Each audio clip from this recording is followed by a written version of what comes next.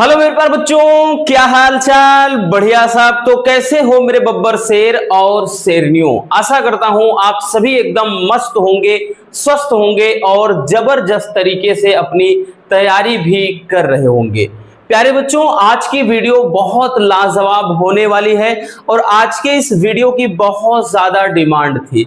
आप सभी के कहने पर आज के इस वीडियो में हम इंग्लिश में प्रोज सेक्शन की बात कर लें। First chapter the last lesson. भाई चैप्टर तो पहला है लेकिन नाम है द लास्ट लेसन। इस चैप्टर के जितने भी मोस्ट इंपॉर्टेंट क्वेश्चन आंसर हो सकते हैं वो भी शॉर्ट वाले, उन सबको आज बहुत सिंपल तरीके से निपटाएंगे। ठीक, और इसके लिए भैया हम 100% गारंटी ले सकते हैं। ठीक है, क्योंकि ये सब ऐसे क्वेश्चन आंसर होते हैं जो फिक्स होते हैं। ठीक, हर एक चैप्टर में आपको 4 से 5 या 6 ऐसे देखना है। वैसे तो 6 ज्यादा हो जाएगा, उससे कम ही। और बाकी ये श्योर होते हैं आपका ये 4 नंबर यानी 8 नंबर का भैया ये शॉर्ट आंसर टाइप क्वेश्चन पूछा जाता है। तो चलिए देख लेते हैं इस चैप्टर के सारे मोस्ट इंपोर्टेंट क्वेश्चन आंसर को। और इतना जरूर कहेंगे भैया दावे के साथ कि इतना सरल शायद ही आपको कहीं पर मिल जाए। रटने की जरूरत नहीं है। चलिए भैया शुरू करते हैं। ठीक है, चलिए बबुआ शुरू करते हैं। पहला जो क्वेश्चन है यानी जो आपका लास्ट लेसन अंतिम अध्याय उस चैप्टर का पहला क्वेश्चन है। देखिए क्वेश्चन से पहले थोड़ा और समझ लेते हैं इस चैप्टर में भैया है क्या। ये जो द लास्ट लेसन चैप्टर है, प्रोज का पहला चैप्टर, प्यारे बच्चों इसमें किसी भी, जैसे हम बात कर लें कि किसी भी देश में भाषा का बहुत बड़ा योगदान होता है। ठीक है, और वही जीवन का अगर हम बात कर लें आधार होता है। तो इसमें भी क्या है, फ्रेंच भाषा पर जोर दिया गया है, फ्रेंच भाषा को वरीयता दिया गया है, उसी के भाषा के महत्व को समझाया गया है। और यहां पे हम बात कर ले भैया, इसमें होता क्या है कि एक स्कूल होता है फ्रेंच स्कूल, जो कि अगर हम बात कर लें तो अल्सास और लॉरेंस के क्षेत्र में स्थित होता है, जहां पर जो पर्शिया या प्रूसिया कह लें सेना का आक्रमण होता है। वहां पे नोटिस जारी होती है कि अब यहां से कोई फ्रेंच क्लास नहीं चलेगी। तो यहाँ पे बस यही सब कुछ है। इन दरमियान क्या कुछ होता है वही सब कुछ हम इस चैप्टर में समझेंगे, नहीं उसी से रिलेटेड क्वेश्चन आंसर हैं। अब तो समझ में आ गया होगा भैया इस कहानी के जो प्रमुख पात्र हैं सूत्रधार वो एम हेमेल हैं, जो कि फ्रेंच स्कूल में वो फ्रेंच लैंग्वेज पढ़ाते हैं। ठीक है भैया, चलिए पहला क्वेश्चन बच्चों कि what tempted Franz to run away and spend the day out of the doors. ये इंपॉर्टेंट क्वेश्चन है भैया। कह रहा है कि किस चीज ने फ्रांज को लुभाया। व्हाट टेम्पटेड यानी किसने लुभाया या ललचाया फ्रांज को। फ्रांज एक लड़का होता है जो फ्रेंच स्कूल में पढ़ाई करता है। टू रन अवे भाग जाने के लिए, spend the day out of door यानी खुले में दिन बिताने के लिए। कह रहा है ऐसी कौन सी चीजें हैं, यानी ऐसी वो कौन सी चीजें थी जिसने फ्रांज को क्या है लुभाया या ललचाया कि वो क्या है घर छोड़कर बाहर निकल जाए और खुले में दिन व्यतीत करे। तो ऐसी कौन सी चीजें थी, चलिए समझते हैं बबुआ। ठीक है, देखिए it was so warm and bright. मौसम बड़ा ही सुहाना और गर्माहट भरा था। मौसम बड़ा ही सुहाना था और गर्माहट भरा था। द बर्ड्स वेयर चार्पिंग, और जो चिड़िया थी वो चहचहा रही थी edge the edge of woods यानी झुरमुटों में। यानी जो चिड़िया थी वो झुरमुटों के पीछे से चहचहा रही थी यानी वो आवाज कर रही थी। ठीक है, इन द ओपन फील्ड खुले मैदान में प्रूशियन सोल्जर्स वेयर ड्रिलिंग, और जो खुले मैदान में जो प्रूशियन सेना थी वो क्या है ड्रिल कर रहे थे, मतलब प्रशिक्षण कर रहे थे, अभ्यास कर रहे थे। ठीक है, उनका प्रशिक्षण चल रहा था। आगे लिखेंगे कि these things were are much more tempting than school. ये सारी चीजें ही क्या थी स्कूल की अपेक्षा अधिक उसे आनंद देने वाली थी या ललचाने वाली थी। ठीक है, तो बड़ा सिंपल है ना, बहुत ज्यादा भैया डिफिकल्ट वर्ड्स का हमने यूज नहीं किया है। ठीक है, और इसका एक और कारण होता है भैया, क्योंकि उसने अपना क्या है जो लेसन था वो कंप्लीट नहीं किया था। He had not completed his lesson. आगे आप ये भी लाइन थोड़ा जोड़ सकते हैं। समझ में आ गया ना कि किस चीज ने फ्रांज को ललचाया कि वो भाग जाए और खुले में दिन बिताए। तो भैया हमने बताया कि मौसम बड़ा सुहाना था, गर्माहट भरा था, चिड़िया क्या है झुरमुटों के पीछे यानी झुरमुटों में चहचहा रही थी, खुले मैदान में पर्शियन सेना का अभ्यास हो रहा था। ठीक है, ये सारी चीजें ही उसको स्कूल से अधिक क्या थी, ललचा रही थी, यानी स्कूल से ज्यादा उसको अपनी तरफ आकर्षित कर रही थी। ठीक है ना, समझ में आ गया बबुआ। चलिए स्क्रीन शॉट कर लीजिए भैया।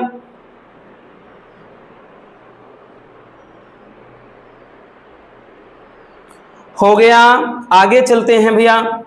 अगला क्वेश्चन बच्चों, अगला क्वेश्चन क्या कह रहा है कि what did M Hamel say about French language.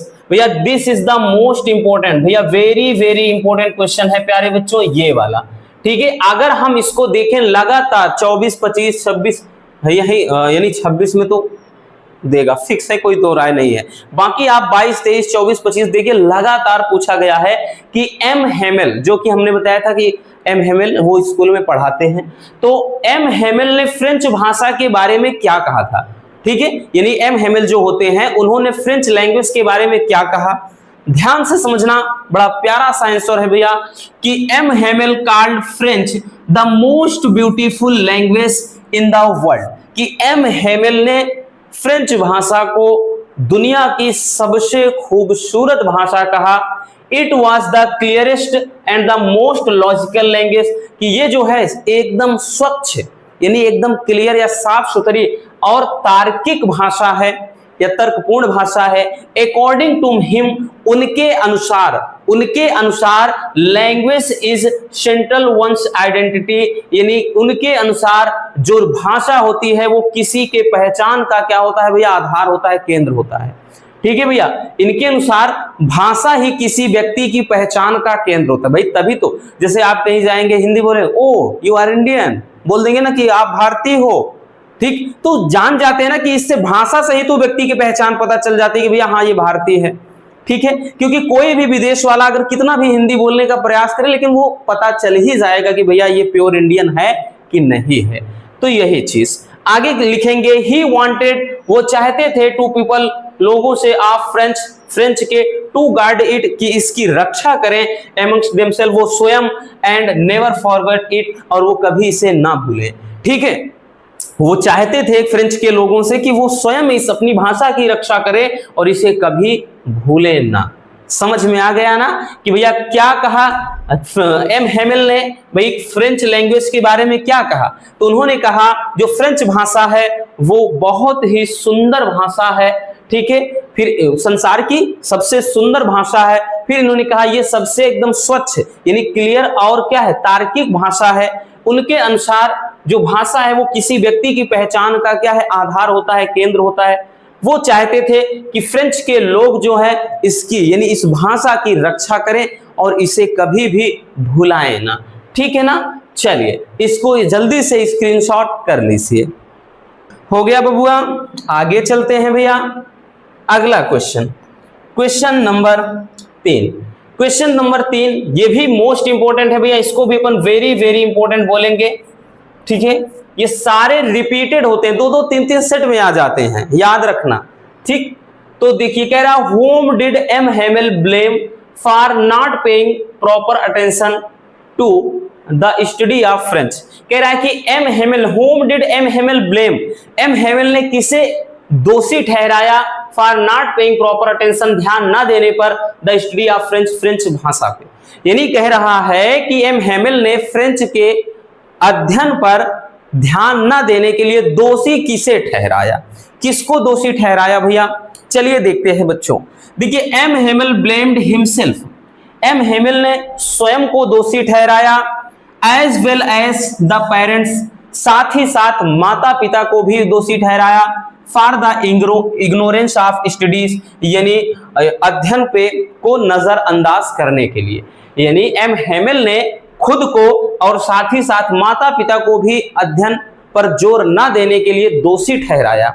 He blamed the parents, उन्होंने क्या है पेरेंट्स पर दोष मतलब पेरेंट्स को दोषी ठहराया या दोष दिया बिकॉज, क्योंकि दे हैड वांटेड, क्योंकि वो चाहते थे their children to work on the farm, कि उनके बच्चे खेतों में काम करें, टू अर्न सम मनी, कुछ पैसे कमाने के लिए। भाई उन्होंने क्या है, माता पिता को दोषी ठहराया क्योंकि वो चाहते थे कि उनके बच्चे खेतों में काम करें और उन भैया क्या है, कुछ पैसे कमाएं।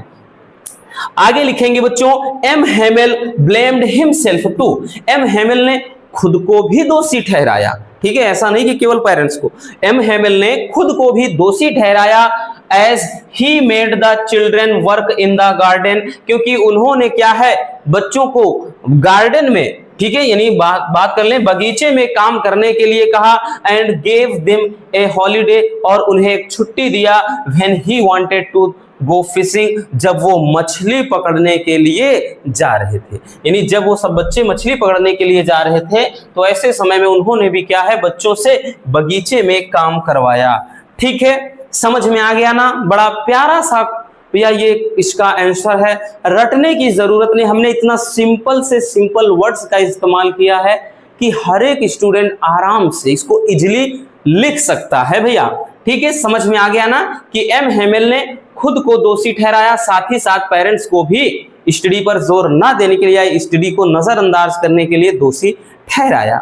उन्होंने पेरेंट्स को दोषी ठहराया क्योंकि हमने बताया ना कि वो जो पेरेंट्स थे उनके, वो चाहते थे कि बच्चे खेतों में काम करें, ठीक है, कुछ पैसा कमाने के लिए। फिर कह रहा कि एम हेमेल ने खुद को भी दोषी ठहराया क्योंकि उन्होंने क्या किया था, बच्चों से बगीचे में काम करवाया और उन्हें एक छुट्टी दिया जब वे क्या फिशिंग करने के लिए जा रहे थे। ठीक है ना, चलिए भैया स्क्रीनशॉट कर लीजिए।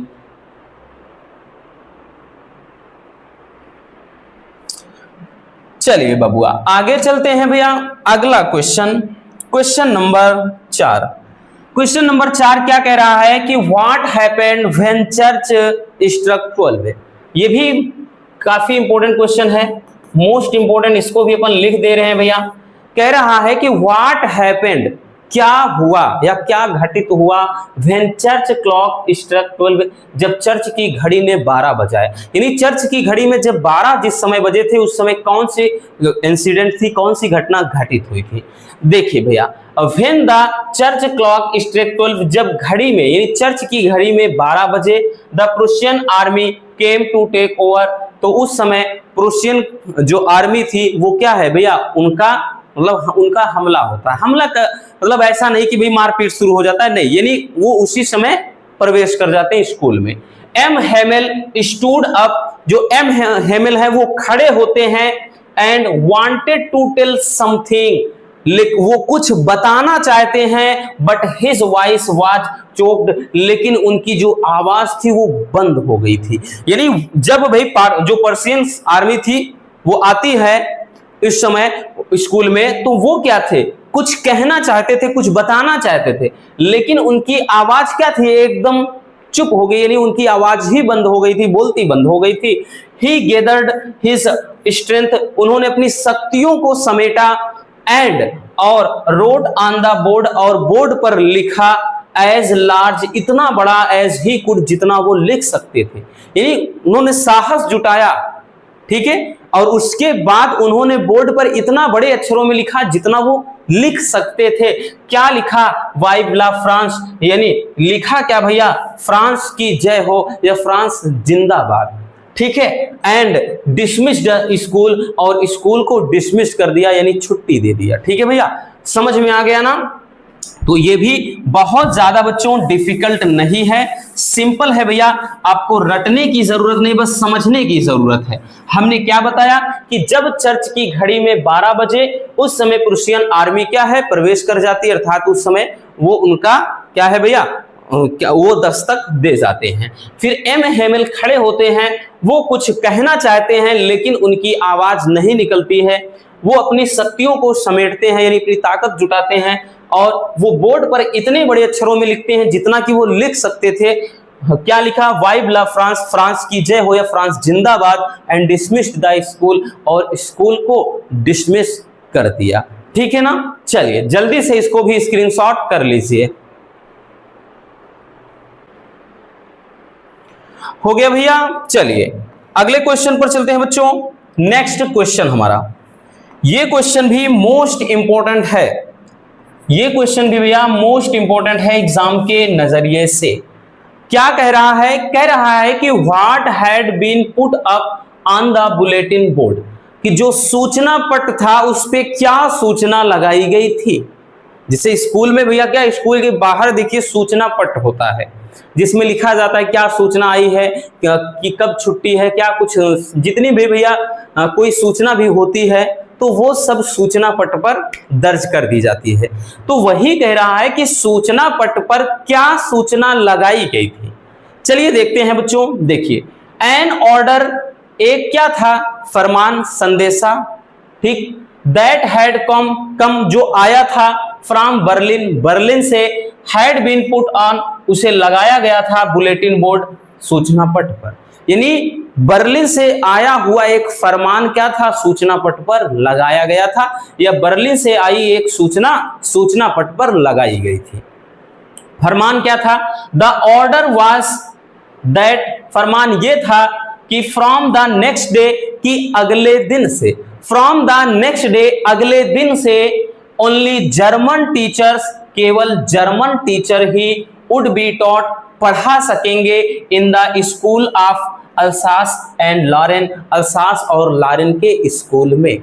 भैया फरमान यही था कि अगले दिन से अब अल्सास और लॉरेन के स्कूल में, हमने बताया ना कि वो स्कूल अल्सास और लॉरेन क्षेत्र में स्थित था, तो ये फरमान था कि नेक्स्ट डे यानी अगले दिन से अल्सास और लॉरेन के स्कूल में केवल और केवल भैया क्या है, जर्मन टीचर ही पढ़ा सकेंगे। The new teacher of German, German के नए टीचर वुड ज्वाइन करेंगे द स्कूल, स्कूल को, फ्रॉम द फॉलोइंग डे, आगामी दिनों में। यानी जर्मन के अब नए टीचर ही आगामी दिनों में यानी आने वाले दिनों में स्कूल को भैया क्या है, ज्वाइन करेंगे। तो यही क्या था बच्चों, फरमान था। ठीक है, फरमान समझ में आ गया कि बर्लिन से आया हुआ एक फरमान सूचना पट पर अंकित था। या फरमान या ऑर्डर ये था कि नेक्स्ट डे, अगले दिन से केवल जर्मन टीचर ही अब अल्सास और लॉरेन, है ना, अल्सास और लॉरेन के स्कूल में पढ़ा सकेंगे। The new teacher of German, German के नए teacher would join the school from the following day, यानी आगामी दिनों में स्कूल को ज्वाइन करेंगे। तो यही क्या था भैया, सूचना, यही सूचना पट पर लगाई गई थी। ठीक है ना। चलिए जल्दी से इसको स्क्रीनशॉट कर लीजिए भैया। आगे देखते हैं बच्चों नेक्स्ट क्वेश्चन को। अगला क्वेश्चन, ये क्वेश्चन भी मोस्ट इंपॉर्टेंट है भैया, इसको भी अपन वेरी वेरी इंपॉर्टेंट कहेंगे क्योंकि है ही उतना ज्यादा इंपॉर्टेंट, कि why did France praise the courage of M Hamel and his family, कि फ्रांज है, यानी फ्रांज जो लड़का होता है, कि फ्रांज ने एम हेमेल और उनके परिवार के साहस की प्रशंसा क्यों किया। फ्रांज जो लड़का होता है उसने एम हेमेल के साहस, यानी एम हेमेल और उनके परिवार के साहस की प्रशंसा क्यों किया भैया, यानी प्रमुख रूप से एम हेमेल की ही प्रशंसा किया था। तो क्यों किया, चलिए देखते हैं। देखिए M Hamel and his family, M Hamel और उनकी फैमिली को हैड टू लीव, छोड़ना था, द कंट्री, देश को, नेक्स्ट डे, अगले दिन ही, यानी एम हेमेल और उनके परिवार को अगले दिन ही देश छोड़कर जाना था। ठीक है, इवन देन ही टॉट, फिर भी उन्होंने पढ़ाया, एवरीथिंग, प्रत्येक चीज को, according to the time table, time table के अनुसार, विद द ग्रेट पेशेंस, यानी धैर्य के साथ। यानी भैया क्या है कि एम हेमेल और उनके परिवार को अगले दिन देश छोड़कर जाना था, लेकिन फिर भी उन्होंने सब कुछ टाइम टेबल के अनुसार बड़े ही धैर्य पूर्वक पढ़ाया। It must have broken his heart, इससे उनका दिल भी टूट सकता था। ठीक है, हिज, क्योंकि भैया टू लीव हिज रेसिडेंस, अपने आवास यानी घर को छोड़ने में, गार्डन, बगीचों को छोड़ने में, एंड द स्कूल, स्कूल को छोड़ने में, where he passed his 40 years of life, जहां पर उन्होंने अपने जीवन के 40 साल बिता दिए। प्यारे बच्चों ये तो रियल में हार्ट ब्रोकिंग है भैया, एक मिनट, क्योंकि ये इससे ज्यादा हार्ट ब्रोकन कुछ हो नहीं सकता है। अब समझने का प्रयास करिए भैया कि एम हेमेल और उनके परिवार जानते थे कि हमें अगले दिन देश छोड़कर जाना है, लेकिन फिर भी एम हेमेल, क्योंकि अगर आपको पता चल जाए कि भैया हमको अगले दिन ये देश ये गांव छोड़कर ही जाना है, तो क्या बीतेगी आपके ऊपर क्या बीतेगी। और खास तौर पे ऐसे व्यक्ति के बारे में भैया कि जहां पर किसी ने 40 साल अपनी जिंदगी के बिता दिए हों, तो उसे अचानक से छोड़कर जाने में आदमी के ऊपर क्या बीतेगा वो तो वही जानेगा। तो यही कहा जा रहा है कि एम हेमेल और उनके परिवार को अगले दिन देश छोड़कर जाना था, लेकिन फिर भी उन्होंने हर चीज को क्या है टाइम टेबल के अनुसार बड़े ही धैर्य के साथ पढ़ाया, जबकि वो जानते थे कि it must have broken his heart, कि इससे उनका दिल भी टूट सकता है टू लिव, छोड़ने में। यानी क्या क्या छोड़ने में भैया, उनका आवास, बगीचा और स्कूल को छोड़ने में उनका दिल भी टूट सकता है, जहां पर उन्होंने अपने जीवन के 40 साल बिता दिए। ठीक है ना, आई बात समझ में। चलिए बच्चों जल्दी से इसको भी स्क्रीनशॉट कर लीजिए।